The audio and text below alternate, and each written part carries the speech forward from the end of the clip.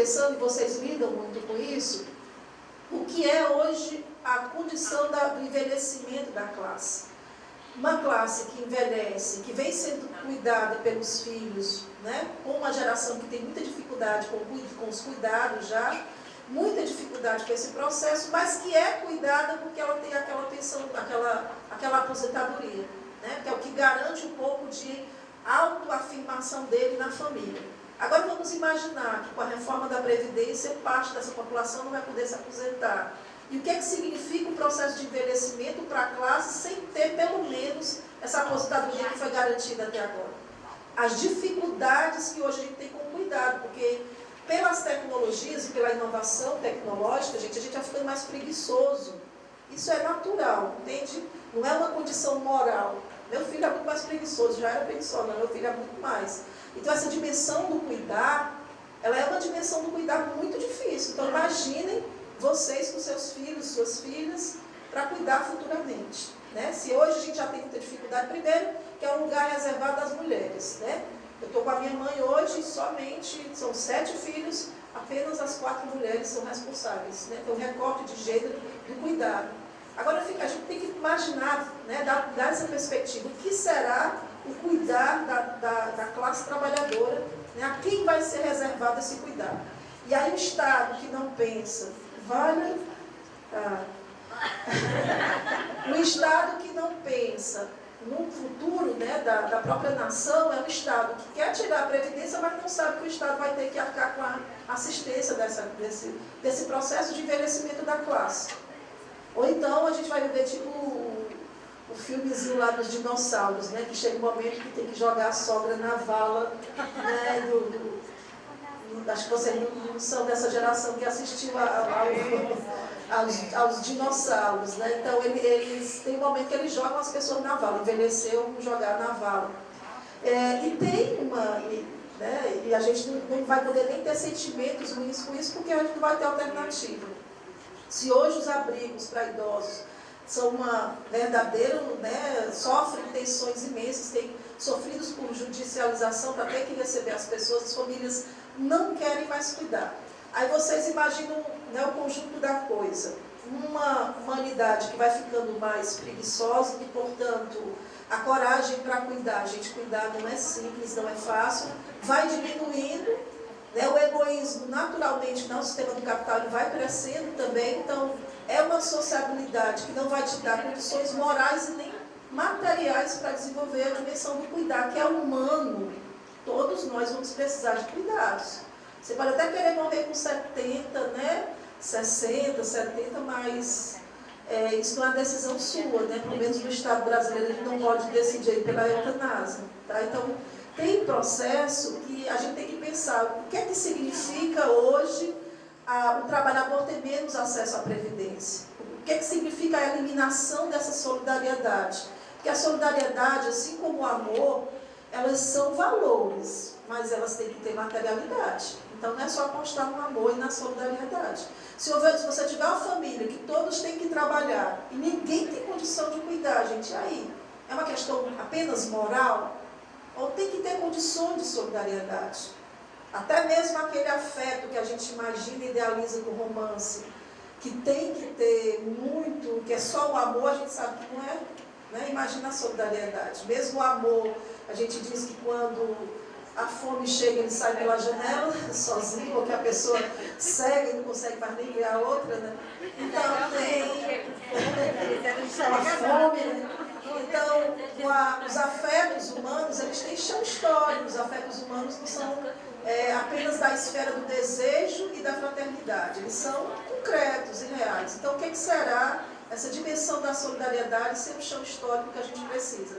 Somente a luta da classe. Esse ano a reforma conseguiu ser impedida por interesse eleitoreiro e por uma certa e relativa pressão da classe, pelo próprio processo eleitoral, obviamente. Mas imaginamos 2019, né? O que será a garantia e a atenção que esse governo viu, porque primeiro eles disseram a reforma trabalhista, gente, que ela teve um impacto enorme para a gente, mas agora eles vão dizer, é a Previdência. Todos os especialistas que a Rede Globo ouve, né, são aqueles que dizem a Previdência ela tem déficit, sem dizer, né, do que é que significa a Previdência no contexto da Seguridade Social e daquilo que está assegurado na Constituição de 88, que a gente sabe está sendo rasgadinha bem miudinha, né, uns pedacinhos mesmo. Então, é um desafio enorme, porque vocês e nós todos temos que sair da defensiva. Para mim, quem está hoje no INSS é a defensiva não só dessa solidariedade de classe, mas a defensiva do trabalho. O que é que significa o trabalho, né, no INSS também. Bom, se o trabalho ele é fundante e garantidor do sentimento de reconhecimento e pertencimento a grupos, estes processos, reforma da Previdência, trabalhista principalmente também, já que ocorreu, podem caracterizar situações que também podem ser opressoras, por diante das características do trabalho alienado. Trabalho alienado é aquele que a gente não escolhe os meios, a gente não escolhe os processos, a gente não garante o destino do resultado do trabalho. Se você então está na tecnologia mediada e pelo virtual, aquilo que você poderia garantir nesse contato mais próximo do usuário, certamente que também vai sofrer algum impacto, né? A gente estava com uma experiência, não sei como é que isso se desenvolveu, mas quando eu estava no Cefes, chegou uma situação diante da conquista das assistentes sociais pelas 30 horas, muitas empresas deixaram de ter assistentes sociais, ou burlaram de várias formas. E estavam criando no Rio a ideia da assistente social tipo call center, né? Ela atendendo por telefone na sua casa. Muitas assistentes sociais acham interessante, porque eu vou estar em casa trabalhando e ao mesmo tempo dar atenção para o filho, para a vida doméstica. E aí a gente tem que saber qual é o impacto disso do ponto de vista do que é levar a vida do trabalho para a vida doméstica. O que é que significa esse envolvimento com a família? Qual o impacto individual que isso tem também? Bom, então, elas são premidas, essas situações, por situações que nem sempre associamos às escolhas políticas de uma nação, de uma classe, e nem sempre a gente às vezes fica parecendo assim, nas nossas individualidades, como pessoas azaradas. Eu sou muito azarada, né? A gente pode até se perguntar, né? Porque, como a música do Chico, por que Deus trouxe para cá, né? Como meu filho autista me perguntou essa semana, por que Deus me fez autista? Eu fiquei numa angústia danada, né? Mas há determinações da natureza da vida que você não escolhe, mas para explicar para ele isso era difícil. E eu disse, olha, é bacana também ser autista, você pode superar muita coisa. Expliquei para ele de uma visão positiva.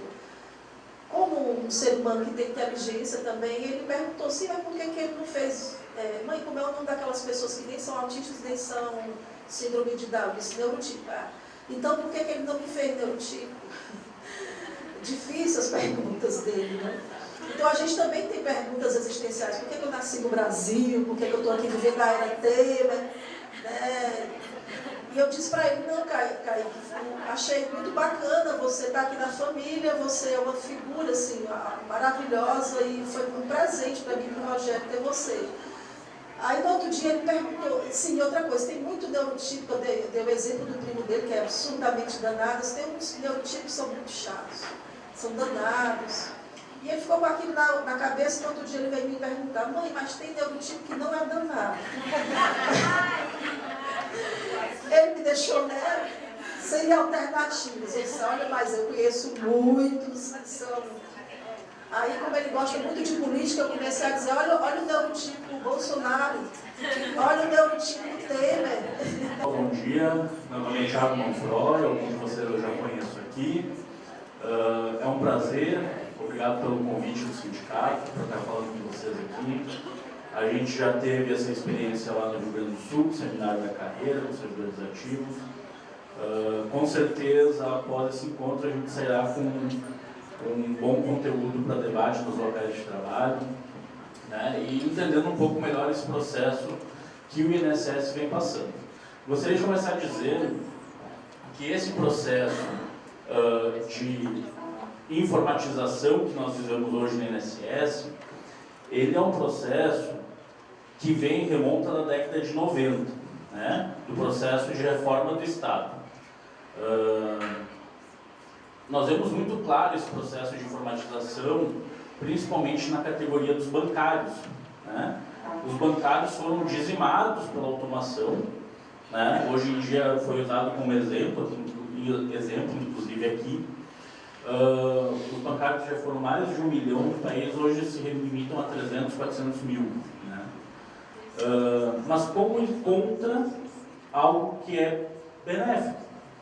A população, como foi dito aqui, é induzida a acreditar que aquilo é bom. A gente está trabalhando por cá. Então, o que nós temos dito para os colegas é que o processo, o INSS digital, ele é uma perna da reforma da Previdência. A reforma da Previdência, ela não parou. O governo não conseguiu fazer as alterações legislativas. Agora, as alterações administrativas, a reforma do Estado, ele continua fazendo. E o INSS vem nesse caminho. A substituição da mão de obra humana pela eletrônica. A terceirização é isso que está de volta. Lá nos idos dos anos 90, a gente não tinha condições tecnológicas que se tem hoje. Hoje se tem condições tecnológicas para substituir totalmente a mão de obra humana. Então, o processo do INSS digital, ele é um processo da reforma do Estado. Tá? Temos que ter claro isso. O INSS digital é um programa de governo. Outra coisa que temos que ter muito claro. O INSS digital não é só teletrabalho e processo eletrônico. Isso são as duas coisas visíveis do INSS digital. É o que nos é apresentado como melhoria para uma situação que o próprio governo criou, que foi a do caos instalado nos locais de trabalho. Então a gente comprou a ideia de que isso é bom, porque resolveu problemas estruturais, mas a gente não analisou o que mais estava incluído nesse pacote, nesse presente que é o INSS digital. Nesse presente do INSS digital, a gente tem automação dos processos de trabalho, substituindo a necessidade do servidor em muitos deles. A gente tem alterações legislativas importantes para facilitar a automação. Né? Eu tenho meus apontamentos aqui, um pouquinho. A gente tem a parte submersa, né? Automação de processo e esvaziamento de atribuições, que é importante a gente falar. Né? Cada vez menos o nosso saber é utilizado. VIT sabe, né? O SAB já faz análise de um processo de forma automática, o SIB já faz análise do processo de forma automática, a gente só precisa fazer o quê? Acertar dados. Né? Simplifica.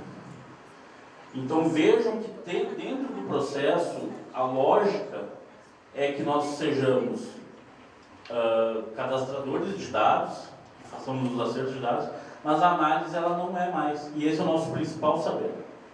É por isso que nós somos contratados, porque precisa analisar o processo. Né? Com a automação, que é o principal ponto, no meu ver, do INSS digital, nós seremos totalmente dispensáveis. Porque quando eu falo de terceirização, eu estou falando dos convênios, que aqui já devem estar ocorrendo. Então, se há convênio para protocolo, por que não pode haver convênio para acerto de dados? Tudo é uma questão de política e de necessidade. Agora, vocês imaginem uma cidade que tem uma agência da Previdência, podendo abrir vários pontos de atendimento. Cada escritório de advocacia pode pôr um banner. Aqui, INSS digital. A gente está feliz, muitos de nós estão felizes e contentes com o INSS digital, porque nós tínhamos a mazela do atendimento, que não é um problema nosso, e temos que ter isso na consciência. O governo criou esse problema para ter a justificativa para essa nova fase. Porque esse programa do INSS digital, ele já vinha sendo implantado há muito tempo, só que era seguro. Seguro no sentido que eu digo, de que era retardado. Estava sendo implantado aos poucos para que nós não tivéssemos o choque. E esse governo, com a mudança de atitude, pegou e implantou de uma vez. Não quis nem saber. Tinha que resolver o problema dos banqueiros. Veja, como foi falado na mesa anterior, o plano do país está no capital. Porque vejam que todos os candidatos, praticamente, todos não, exceto um, falam que tem que fazer a reforma da Previdência. Muitos dizem que tem que ser capitalizada. A capitalização você não faz direto na contratação do aplicativo? Para que vai precisar de um servidor para contratar plano de previdência? Os bancos já estão automatizados. Os bancos já são o INSS digital. O que o INSS está fazendo é se preparando para interligar o seu sistema com o dos bancos. O meu INSS já é uma prova disso. Hoje em dia, no meu INSS, você já tem, se o cadastro estiver certo, você já tem como consultar o seu tempo de serviço, você já pode fazer todos os requerimentos, mandar documentos. Esse é o futuro do INSS. E a discussão aqui é como nós vamos nos preparar para isso. Como é que nós vamos resistir a isso e garantir a existência do nosso trabalho, a existência do nosso fazer. Porque o que sobrará? E eu não quero ser pessimista, né? Mas, do jeito que está indo, em poucos anos não teremos mais atribuições. E todos os serviços públicos que hoje têm algum reconhecimento, em algum momento da história, né, passada, brigou por isso. Tudo é 100% seguro? Não existe segurança 100% em canto nenhum. Quando me fizeram esse convite, me falaram que agora eu estou informatizando, tem um monte de sistema e tal. E aí será legal. Eu quero conhecer o sistema. Vamos imaginar aqui, eu peguei, na mesma hora abri a internet, eu sem nenhum auxílio, e eu fui ver quais são os sistemas que havia disponível. E aí eu usava. Deixa eu brincar aqui, eu estava em noite, em casa, tempo livre, muito raro. E aí deixa eu ver como é que está o nível de segurança. Né? Vamos ver como é que está o nível de segurança. Aí eu peguei e escolhi um alvo. Apenas para fins acadêmicos. Não façam isso em casa. Não façam isso em casa. O artigo 154A ele fala assim, autorização tácita explícita, então só apenas para fins acadêmicos. Certo? Aí naquele momento fazer que tem um colega meu, não podem gravar. Eu escolhi uma vítima, né? Eu escolhi primeiro um criminoso. Então eu simulei aqui que existe uma criminosa, que é a dona Marta Maloca, essa é a nossa criminosa, e ela está querendo aí ganhar dinheiro do INSS. Como é que ela poderia proceder? Né? Estou só, eis a nossa criminosa. Tudo é um ativo de informação. Tudo é um ativo de informação. Um ativo de informação tanto pode dar valor ao negócio, como ele pode ser utilizado para valorizar a si mesmo. Então, vamos lá. Vamos escolher um alvo para a gente poder escalar o caminho para chegar no INSS. E eu escolhi aqui o alvo, que é o nosso INSS, o INSS digital, um sistema. E escalar esse privilégio. Então eu escolhi aqui a minha amiga, fez um convite para estar aqui, Antônia Tavares, onde ela tem 2 ativos de informações que ela não sabe nas redes sociais, e que todo mundo aqui também tem, que eu tenho o nome dela, né, nem o nome completo. Na verdade, no site do sindicato não tem o nome completo, fica mais fácil ainda. E eu tenho uma data de nascimento. Não mostra. Não tem um ano. Mas também não me interessa. Eu tenho um dia. E aí eu tenho acesso a alguns sistemas com esses dados que vazam, porque dados vazam todos os dias. E aí eu acesso os dados assim. Eu vou lá e faço uma busca. Me encontre Antônia Tavares no Ceará. Quantas tem? Aí tinha um monte de Antônia Tavares no Ceará. Com datas diferentes e tal. Aqui até na hora que eu fui fazer uma busca aqui, 28 de setembro, 28 de 6, né, que é junho, né, e tal, não sei o quê. E eu fui buscando, tem várias Antônias Tavares, a lista é enorme, eu só printei aqui uma. E aí, o que eu estava querendo fazer inicialmente, né? Eu queria acessar a aposentadoria da mãe, da tia, da Antônia, eu pegar e fazer isso, mas talvez ela ficasse com raiva de mim, aí eu mudei um pouco de estratégia, certo? Eu vou pegar assim e encontrei que tinha muito homônimo, né? Muitas pessoas com o mesmo nome. Não, então, talvez ela não fique com raiva de mim se eu atacar um homônimo desse, né? Ou seja, uma pessoa que tem o mesmo nome. Pode servir como um ataque mais interessante. Então o que eu fiz? Eu encontrei a senhora Antônia Tavares, nessa hora que eu não quero que ninguém grave, porque aqui é real esses dados. Tem que ligar aí a filmagem. Tem uma pessoa lá em Camusim, né? Tem uma pessoa lá em Camusim, por isso que eu me perguntei, chamada Antônia Tavares de Oliveira Santos. Eu nem cheguei a ver o seu nome completo, eu só peguei o mesmo Antônia Tavares. É o meu Oliveira. É Oliveira, né? Olha. Eu sei. Na verdade, o momento todo eu devo ter levado uns 2 minutos. Já me pediu uma nova senha e finalmente eu estava no sistema da Antônia Tavares de Oliveira Santos, a tia da nossa colega. Tia íntima, porque a mãe dela, inclusive, né? Não sei se vocês sabem disso, mas a mãe dela, quando a teve, homenageou a irmã dela, que é a tia dela, com o nome dela. É a tia mais íntima. Então foi agora que eu descobri. Por isso que seu nome é Antônia Tavares de Oliveira. Em homenagem à sua tia. Você não sabia disso? Eu estou lhe falando, depois você pergunta para sua mãe. Ela vai confirmar isso. Aqui a lista de pagamentos lá do provento da tia. Esse sistema, acredito que esses dados, acredito que vocês já tenham. E eu vou vendo. E aí, por exemplo, ela tem 2 empréstimos consignados.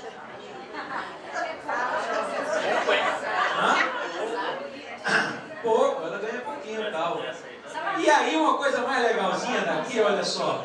Eu tenho os dados bancários dela também. É porque pressupõe que é você que está. Eu sou ela. Eu sou a Antônia Tavares de Oliveira Santos. Agora só bota em botar assim, que eles perguntam isso, eu sou. Eu sou. E é o que eu estou aqui dentro agora do Bradesco. Aí eu pensei, e se eu mudar a conta bancária? Se eu mudar o número da conta bancária para uma outra conta do Bradesco, para eu receber esse dinheiro? Eu não fiz isso. Está sendo filmado. Eu não. Pela pesquisa científica.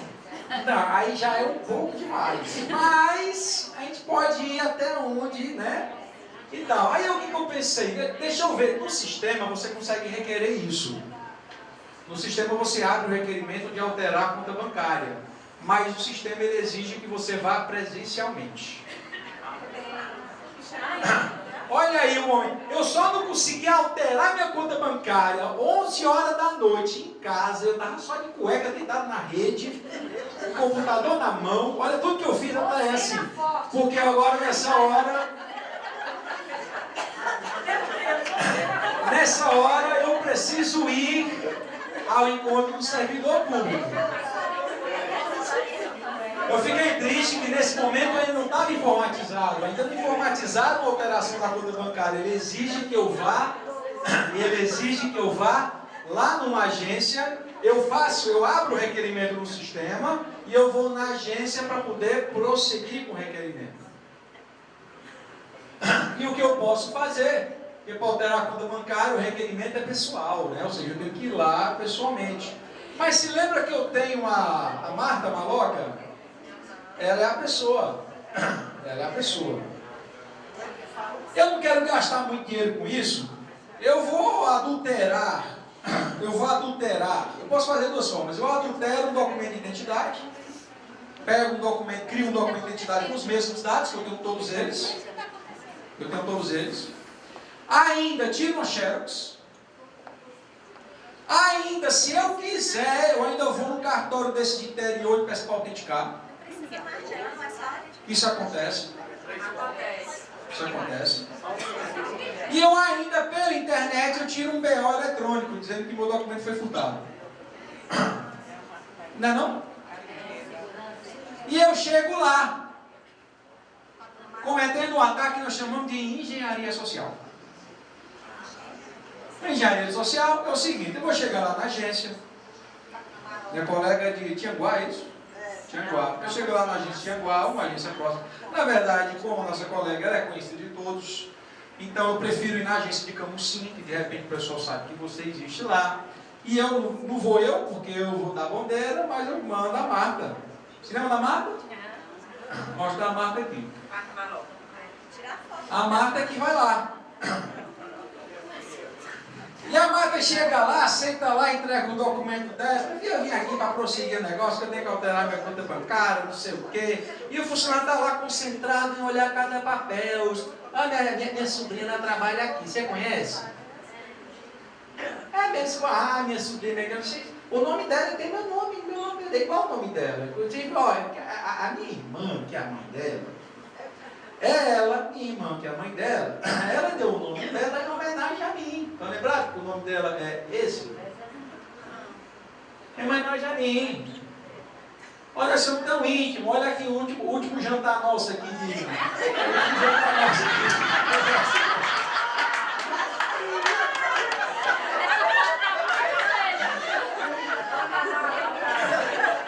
A gente junto. É óbvio que aqui eu fiz questão de fazer uma pré-reportagem, porque seria muito mais divertido. Mas na vida real, um evento como esse, eu só precisaria tirar foto com ela do lado. Para depois dizer que nós éramos íntimos, ela nem me conhece.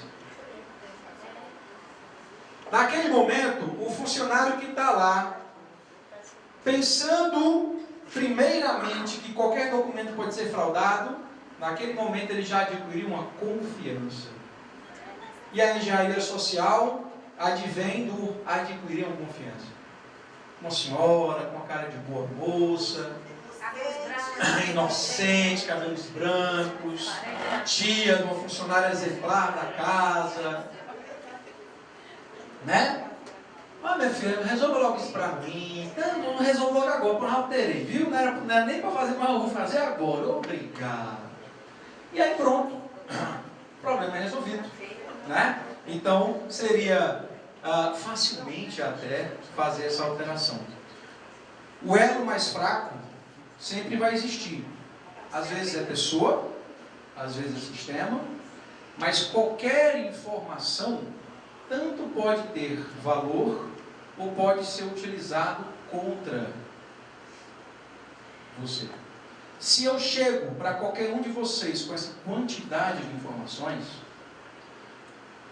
olha, me colocar como dependente do cartão de crédito de qualquer um aqui é a coisa mais simples do mundo. Pode do meu não, porque é besteira.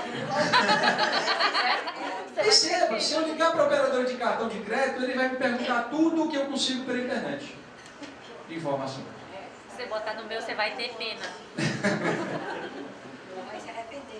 Esse exemplo que eu quis trazer para vocês e coloco aqui para os meus contatos, para que qualquer um possa entrar em contato, tirar alguma dúvida, estou sempre à disposição. No INSS, todas essas modificações estão sendo feitas de forma unilateral, sem consulta ao servidor, sem ver o que o servidor está pensando. Totalmente o inverso do que o Carlos relatou. Mas por que no TRF teve a participação do servidor?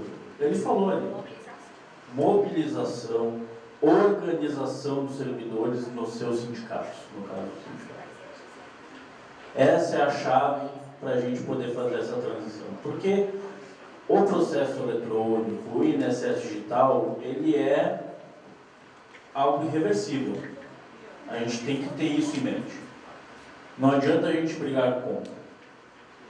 A gente tem que minimizar para o trabalhador as consequências. E esse é o papel do sindicato, conduzir os trabalhadores, mobilizar os trabalhadores para isso. Então, a fala dele, eu acho que traz muito do que nós estamos passando, nos mostra uma outra realidade, e por isso que eu quis passar esse vídeo aqui para vocês. Na verdade, é mais um questionamento para nós e também para ser colocada.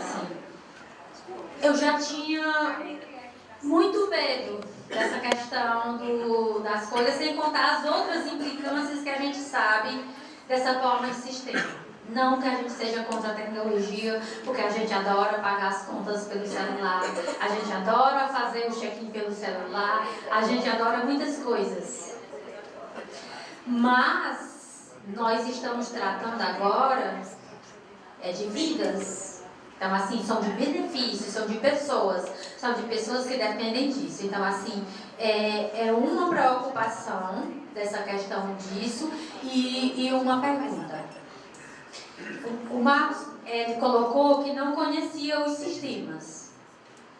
Nós temos vários sistemas do INSS, como o Cadastro Nacional de Informações Sociais. Eu creio que ele não vai ter tanto subsídio para responder. O Cadastro Nacional de Informações Sociais, que é alimentado pela Caixa Econômica, e que lá tem todos os dados das pessoas, todos os dados de contribuição e de tudo mais. Então, assim, a gente sabe que existem fraudes, já foi comprovado nesse sentido. Então, assim, era mais só uma preocupação se o que ele fez ali no meu INSS, se era possível também fazer nesse sistema do CNIS, que é o Cadastro Nacional de Informações Sociais. Só isso. Boa tarde. A minha preocupação não é comigo, é com a população.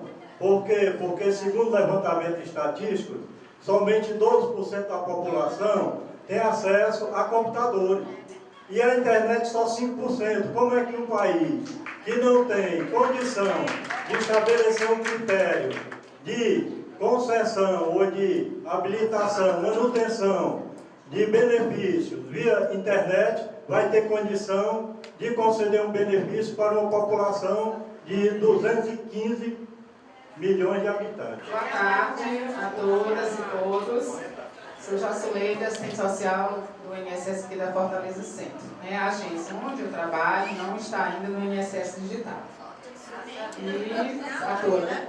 Já está, então a nossa vai ser, acho que a última da gerência Fortaleza. É a maior, uma das maiores do Brasil, né? Para quem não conhece. E assim, a gente está com essa preocupação porque é como se nada fosse acontecer. Está tudo lindo e maravilhoso, né? Um diz, vai ter o teletrabalho, vai ser bom trabalhar em casa. Né? Como lá no vídeo coloca que a pessoa só vê o lado positivo. Né? E assim, tudo que foi colocado aqui, que o Timbó colocou, os outros, né, é uma preocupação nossa, né, com a população. Né? Nós trabalhamos com a população, tanto dos benefícios previdenciários quanto benefícios assistenciais, né? Que tem dificuldade de acesso, né, a ter um equipamento, a internet, ou até, né, pagar para fazer isso. E isso é motivo, já existe, e agora isso, o INSS está institucionalizando os atravessadores. Isso é algo, acredito que em todas as agências tem. A nossa, que é lá no centro, é constrangedor. Antes de você entrar, tem vários oferecendo empréstimos, dando golpe nos idosos, e outros entregando cartãozinho com nome, num cartão tem o nome de 5 advogados, para enrolar as pessoas. Bem, gente, essa polêmica, né, entre tecnologia e emprego hoje, né, mas ela se deu também a partir das primeiras máquinas que foram inventadas, né, que as máquinas viriam para fazer o trabalho braçal dos homens e que tinha alguns pensadores assim muito otimistas que achavam que com isso a humanidade teria mais tempo para viver outras dimensões da vida, né? Acreditou quem quis. E essa polêmica hoje volta em relação a isso. Agora, tem uma coisa que me preocupa, e nesse sentido eu queria dialogar com a fala da Jossu e do Timbó. Né? E quando a gente fala em emprego público, em trabalho público, eu tenho visto muitos companheiros falarem, vão acabar com nossos postos de trabalho. Mas, para além disso, tem a dimensão da política que nós implementamos. Uma sociedade sem a Seguridade Social, se a gente conseguir imaginar, ver que é um caos. Então, é a barbárie, né, Fernanda? Então, essa questão dessa implementação do INSS digital, para além também de um programa de governo, não é um programa de governo só com fundamento tecnológico. A gente sabe disso. Ele tem uma conotação profundamente ideológica. Então, sumir esses benefícios, esses serviços que o INSS presta à população, como a reabilitação profissional, que começa... Quem era a reabilitação profissional quando foi construída aqui na Parquelândia, o CRP, era coisa de cinema. Né? Maquinários, artesãos fazendo as próteses e tal. E hoje está relegada a quê? E daqui a pouco vai acabar totalmente até o nome, como acabaram a saúde do trabalhador do serviço público, né? Então a gente tem que buscar, e uma das coisas que mais me surpreendeu nesse INSS digital, Dani, é a parceria que os sindicatos estão aceitando fazer. Principalmente a CONTAG, a FEDRAES, as Federações dos Trabalhadores Rurais, que eu já disse isso aqui no outro seminário, gente, do jeito que nós saímos para denunciar o mal que o fator previdenciário causava ao trabalhador e que depois de muito tempo a gente teve êxito, né? Porque conseguimos conscientizar do quanto prejudicava o coeficiente previdenciário. Então eu penso que a nossa bandeira hoje, como trabalhadores conscientes dessa dimensão da Seguridade Social, a gente denunciar o INSS digital, como ele está sendo feito, não só com prejuízo para dentro da nossa categoria, mas para a sociedade.